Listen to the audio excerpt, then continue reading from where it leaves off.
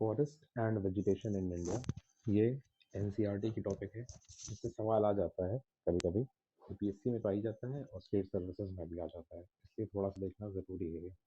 ठीक है, सबसे पहली टॉपिक इसमें है tropical evergreen and semi evergreen forest क्या है और कौन कौन से ट्रीज या प्लांट्स इसमें आते हैं। ठीक है, ये 200 सेंटीमीटर रेनफॉल जहाँ होती है उन एरियाज में ये पाए जाते हैं tropical evergreen and semi evergreen forest. यहाँ पे टॉल ट्रीज होते हैं, मतलब वर्टिकल स्ट्राटिफिकेशन जो हम लोग पढ़ते हैं वो इन एरियाज में देखने को मिलता है। ठीक है, कौन कौन से ट्रीज हैं, इसका शॉर्ट फॉर्म है आई एम एवरग्रीन हॉकर।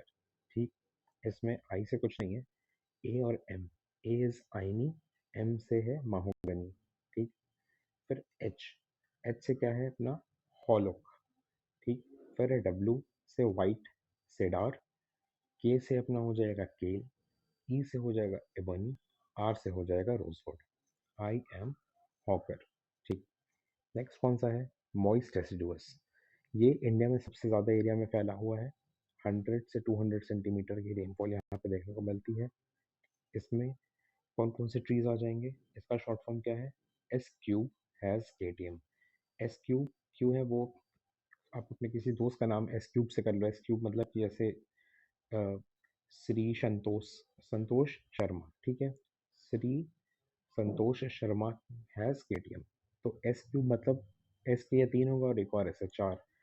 तो 4 ऐसे कौन कौन से हैं, साल, शीशम, सेमुल, सैंडलवुड। ठीक, एच क्या है इसमें, हुर्रा। ऊपर वाले में एच क्या था, हॉलो। इसमें जैसे हॉकर आता है ना, हॉ, तो वो हॉलो वैसे याद कर लो। ठीक है, इसमें हुर्रा है। ठीक है, फिर इसका ए क्या है, अमला है। ऊपर वाले का ए क्या था, आईनी। तो वही जो आई था, आई एम का जो आई है वो आईनी के लिए ही है, वो आई यूज हुआ है। ठीक है, इसका ए अमला के लिए है। ठीक है, फिर केटीएम में क्या क्या आ जाएगा, के से आ जाएगा कुसुम, टी से आ जाएगा टीक और एम से आ जाएगा महुआ। अब देखो, महोगनी और इबोनी तो हमेशा साथ में चलते हैं, तो इसलिए इन दोनों के एम में कंफ्यूज होने का कोई चांस ही नहीं है। ऊपर टी से है नहीं कुछ, तो टी इसका ये अकेला है। बच रहा है के, इसमें है कुसुम और ऊपर वाले में क्या है, केल। अब केल में भी आई आ रहा है, देखो जैसे आईनी में आई है, केल में भी आई है, तो इसलिए वो आई एम जो आई यूज हुआ है ना, आई एम हॉकर में आई है, उसका सिग्निफिकेंस यही है, वो आईनी और केल के लिए यूज हुआ है। ठीक है, इसलिए मॉइस्ट डेसिडुअस का जो के है वो कुसुम के लिए यूज होगा। ठीक है, अब ड्राई डेसिडुअस में क्या है, ड्राई डेसिडुअस में 100 सेंटीमीटर तक की रेनफॉल अपने को देखने को मिलेगी। एक तरह से 50 से 100 देख सकते हैं हम लोग इसमें। इसका शॉर्ट फॉर्म क्या है, इसका है पीके, बता दे भाई। इसमें जो डे है वो है ड्राई डेसिडुअस के लिए। ठीक, अब पीके, पीके जो है वो इसमें और ट्रॉपिकल जोन में दोनों में सेम रहेगा। कौन है वो, पलास एंड खैर। ठीक है, अब बता जो है इसमें बी ए टी ए, मतलब 4 है, तो एक बी इसका हो जाएगा बेल, ए से हो जाएगा अमलतास। ठीक, मॉइस्ट डेसर्ट में अमला था, इसमें अमलतास है। अमलतास कैसे इसमें आ जाएगा, क्योंकि देखो बी ए टी है ना, तो ए और टी साथ में आ रहा है, अता ए टी, तो अमलतास, वहां से अमलतास बन जाएगा, ए टी है। टी से इसमें तेंदु है और ए से इसमें एक्सलवुड है। ऊपर वाले ए में तो अमला आ ही चुका है, तो इसमें अमलतास हो गया। ठीक है, अमलतास हो गया, तो फिर अब ए लास्ट में जैसे इसमें आ रहा है ना, बता का ए जो है वो लास्ट में है, तो लास्ट में ए आ रहा है।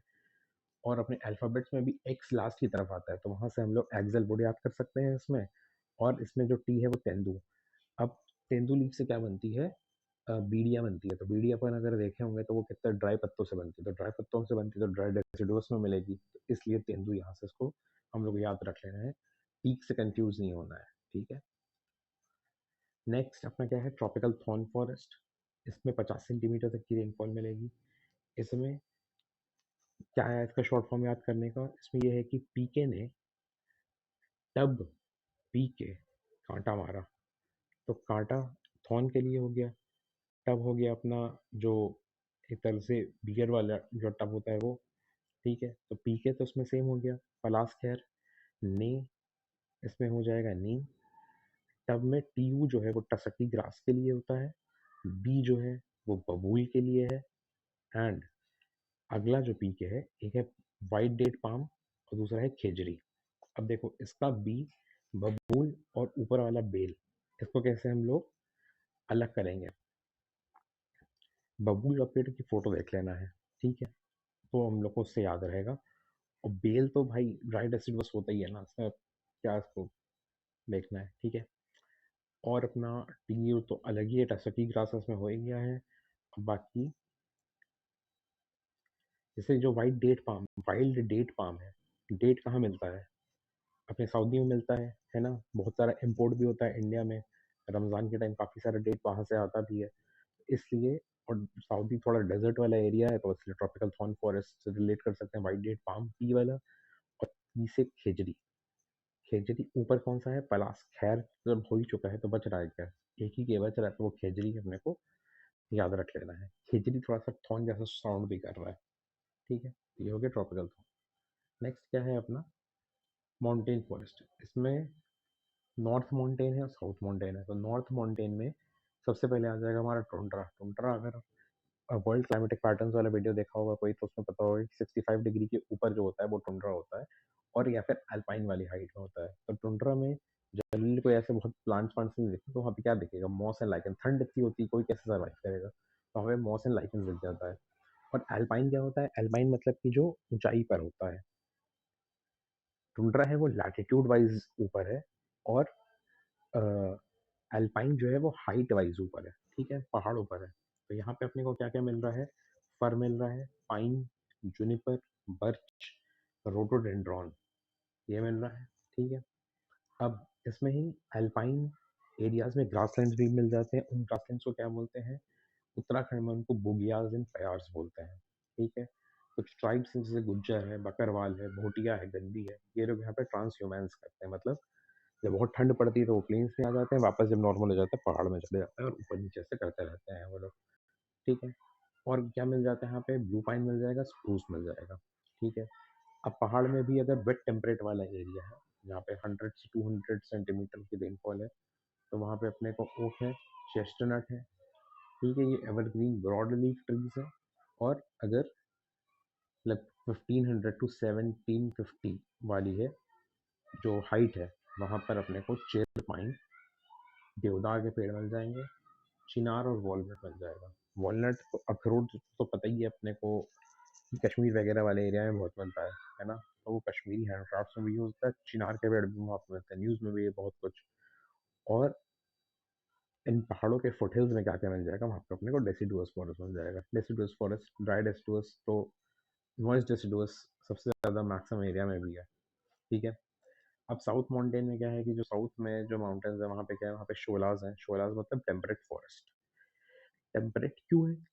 क्योंकि हाइट पर तो है, और हाइट पे होने की वजह से थोड़े ठंडे हैं, ठीक है। नीलगिरीज में मिल जाते हैं, पालनी हिल्स में, अनामाला हिल्स में। अब टेम्परेट ऐसे सोच सकते हैं कि वो जैसे, अब जो साउथ इंडिया है वो तो वहाँ पर तो वो ट्रॉपिकल पूरे एरिया में आता है ना, 23.5 के नीचे ही है, लेकिन फिर भी टेम्परेट बोला जा रहा है उसको। वही क्यों बोला जा रहा है? उसी का रीज़न है कि वो हाइट पर है तो ठंडा रहता है कंपैरेटिवली, ठीक है।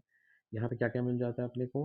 वॉट एमएलसी, वॉट से वाटर हो जाएगा, एमएलसी मैग्नोलिया लॉरेल और सिंकोना। सिंकोना बार्क से मलेरिया की क्विनाइन बनती है ना, मलेरिया को क्योर करने के लिए, ठीक है। नेक्स्ट क्या है? अभी जैसे कुछ कुछ चीज़ें थोड़ी सी पता होनी चाहिए, जैसे ट्री, ट्री की जो कैनोपी होती है, मतलब जो पेड़ होगा और पूरा ऊपर से जाके ऐसे फैल गया, कैनोपी जो बना लिया, क्राउन जो बना लिया, उसमें अगर 10 to 40% फुल मतलब सिर्फ एरिया कवर कर रहा है तो वो ओपन फॉरेस्ट है। 40 से 70% है तो वो डेंस फॉरेस्ट है। 70% ज़्यादा अगर कवर कर रहा है तो वो वेरी डेंस फॉरेस्ट में आ जाएगा, ठीक है। फॉरेस्ट के भी क्लासिफिकेशन होते हैं। जो रिजर्व फॉरेस्ट एरिया होता है वो अलग अलग क्लासिफाइड है। रिजर्व फॉरेस्ट एरिया होता है, प्रोटेक्टेड फॉरेस्ट होता है, और अनक्लास्ड फॉरेस्ट होता है, ठीक है। ट्री कवर किसको बोलते हैं? अगर 1 हेक्टेयर से कम लैंड में है तो फिर ट्री कवर में आएगा, उसके ऊपर वो फॉरेस्ट कवर में आ जाएगा, ठीक है। यूनाइटेड नेशन जो है वो एग्रीकल्चरल और अर्बन लैंड जो कि फॉरेस्ट के लिए यूज होता है उसको इंक्लूड नहीं करती है, ठीक है। क्लाउड फॉरेस्ट क्या होता है? एरिया जिनका फॉरेस्ट कवर 10% से ज़्यादा है, एंड जहाँ पे फॉग 70% ज़्यादा प्रेजेंट हो, और लगभग ये 1500 मीटर के ऊपर की ऊंचाई पर हो, 1500 से 3000 मीटर, तो उसको वहाँ पे क्लाउड फॉरेस्ट बोलते हैं, ठीक है। अनक्लास्ड फॉरेस्ट क्या होगा कि areas recorded as forest but they are neither included in reserve forest neither in protected forest. इनका ownership status state to state vary करता है। ठीक है। अब रिजर्व फॉरेस्ट क्या होता है कि रिजर्व्ड है मोस्ट कुछ चीज़ों के लिए, मतलब सारी ही ऑल एक्टिविटीज़ वहाँ पे प्रोहिबिटेड है अनलेस परमिटेड। ठीक है। और प्रोटेक्टेड फॉरेस्ट क्या होता है, जब अगर वो क्योंकि प्रोटेक्टेड है तो सब कुछ वहाँ पे परमिट होगा लेकिन कुछ कुछ चीज़ें प्रोहिबिट होंगी।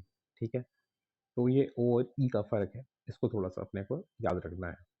ट्री कवर क्या होता है, tree less than 1 hectare and outside of the reserve forest area. Forest cover क्या होगा, density greater than 10% and more than 1 hectare. ठीक है। और टी ओ एफ क्या होता है, irrespective ऑफ द साइज लेकिन outside of the R F है।